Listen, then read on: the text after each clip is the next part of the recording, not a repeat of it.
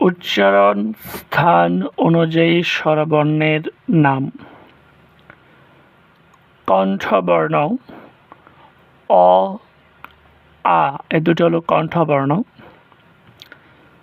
তালব্য বর্ণ হলো রস ই দীর্ঘ ই। উষ্ঠবর্ণ হলো রস উ দীর্ঘ উ। মূর্ধন্য বর্ণ হলো রি। কণ্ঠ তালব্য বর্ণ হলো এ ওই। কণ্ঠস্থ বর্ণ হলো উ ঔ। এখান থেকে প্রশ্ন হতে পারে, স্বরধ্বনি যুক্ত না হলে উচ্চারিত ব্যঞ্জন ধ্বনির বর্ণের নিচে দিতে হবে হস চিহ্ন। ক যোগ অ ক। হস চিহ্নযুক্ত বর্ণকে বলে হসন্ত বর্ণ, হলন্ত বর্ণ। কার স্বরবর্ণের সংক্ষিপ্ত রূপকে বলা হয় সংক্ষিপ্ত স্বর বা কার বলে। বাংলা বর্ণমালায় কারের সংখ্যা হলো 10টি। 11টি স্বরবর্ণের মধ্যে কেবল অ এর কোনো সংক্ষিপ্ত রূপ নেই। এই কারণে অকে বলা হয় নীলিন বর্ণ। বাংলা বর্ণমালায় স্বতন্ত্র স্বরধ্বনি বলা হয় এ ধ্বনিকে। স্বতন্ত্র স্বরধ্বনি বলা হয় এ ধ্বনিকে। 1974 সালে ভাষাবিজ্ঞানী ডক্টর মোহাম্মদ আব্দুল হাই এই নামকরণ করেছেন।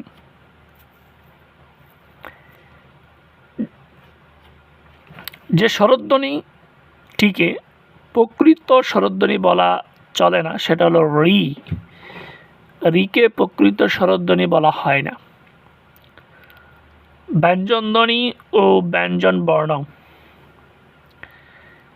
যে সকল ধ্বনি উচ্চারণের সময়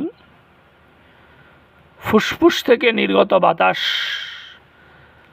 বাকযন্ত্রের কোথাও বাধাগ্রস্ত প্রাপ্ত হয় তাদেরকে ব্যঞ্জনধ্বনি বলে। আর ব্যঞ্জনধ্বনির দুদক লিখিত সাংকেতিক চিহ্নগুলোকে ব্যঞ্জন বর্ণ বলে। ব্যঞ্জন বর্ণের সংখ্যা হলো 39টি।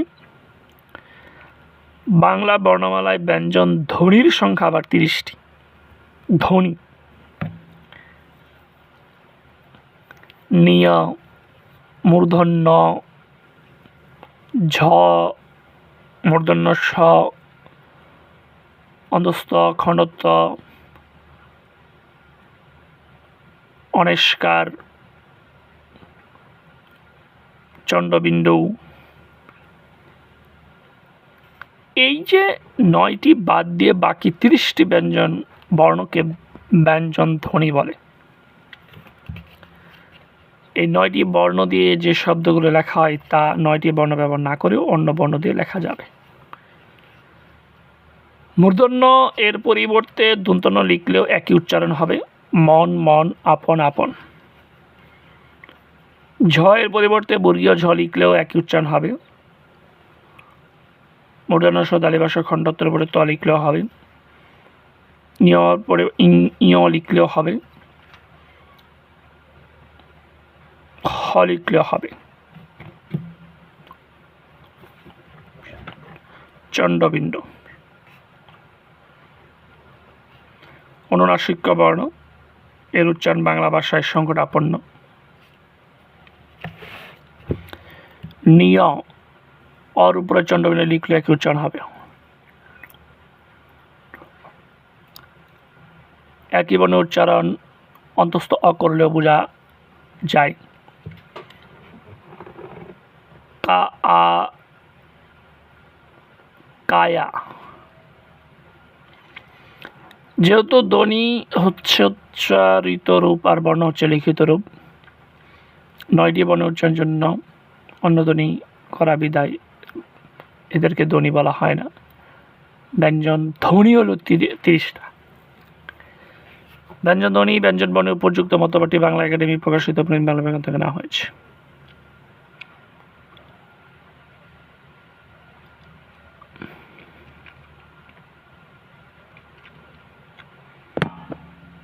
গিষ্ঠ ব্যঞ্জন।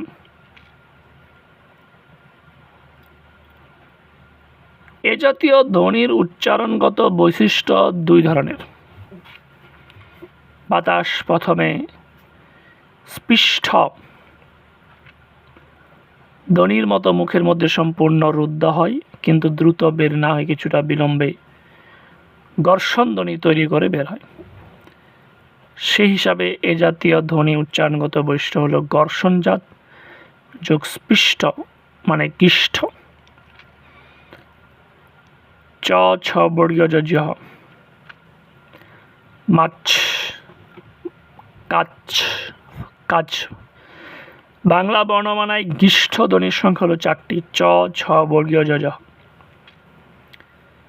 স্পর্শ ব্যঞ্জন স্পৃষ্ট ব্যঞ্জন। মুখের মধ্যে ফুসফুস থেকে আসা বাতাস মুহূর্তের জন্য সম্পূর্ণ রুদ্ধ বা বন্ধ হওয়ার পর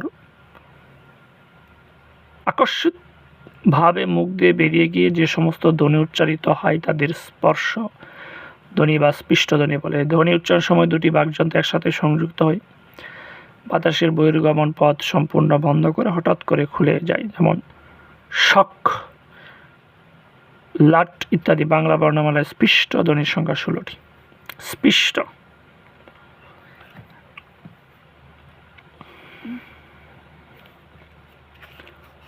অঘোষ বর্ণ। যে বর্ণ উচ্চারণের সময় স্বরতন্ত্রী অনুরণিত হয় না তাকে বলে অঘোষ বর্ণ।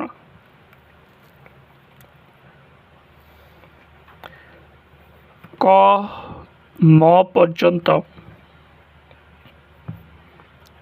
25টি বর্গীয় বর্ণের মধ্যে 10টি অঘোষ বর্ণ রয়েছে। প্রতিবর্গের প্রথম এবং দ্বিতীয় কলামের বর্ণগুলোকে অঘোষ বর্ণ, তবে অবর্গীয় মানে ঝ চন্দ্রবিন্দু পর্যন্ত বর্ণগুলোতে 9টি অঘোষ বর্ণ আছে, মধ্যেও 9টি অঘোষ বর্ণ আছে। ঝ তালবস্য অঘোষ, মূর্ধন্য স দন্তস্য অন্তস অ, খণ্ডত্ব অনস্কার বিসর্গ চন্দ্রবিন্দু। তার মানে 39টি ব্যঞ্জনের মধ্যে অঘোষ বর্ণ হলো টোটাল 19টা। এখান থেকে প্রশ্ন আসে।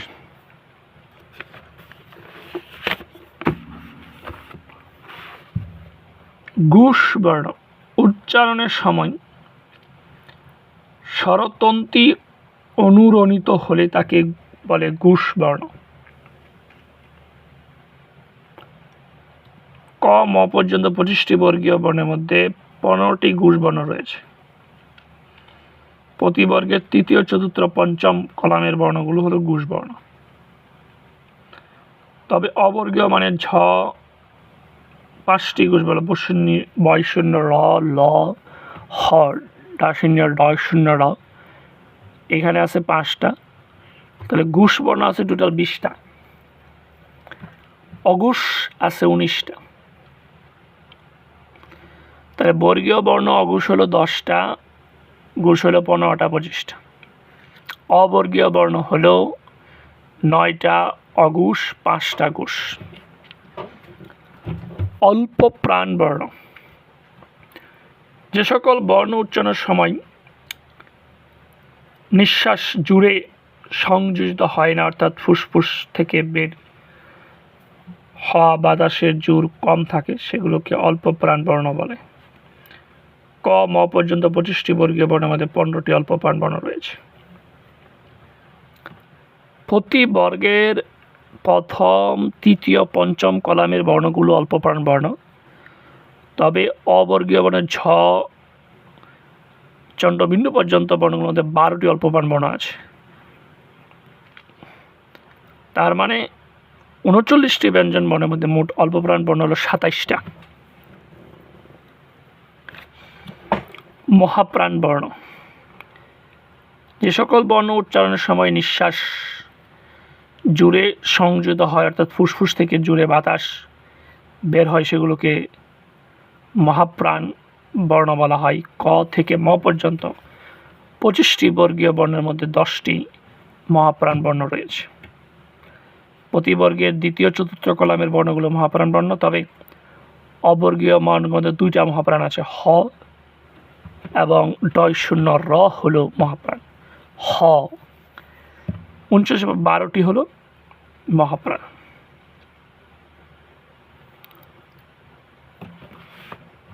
নাসিক্য বর্ণ বা নাসিক্য ধ্বনি। বাংলা একাডেমির প্রণীত বাংলা ভাষার ব্যাকরণ অভিধানে প্রথম খণ্ড নাসিক্য স্পষ্ট দেওয়া আছে 3টি, থাকলেও নাসিক্য বর্ণের স্পষ্ট উল্লেখ নেই। আমাদের নবম দশমের বই যদি দেখি, ব্যঙ্গনা বইতে যোগ করে মোট নাসিক্য বর্ণের 7টা।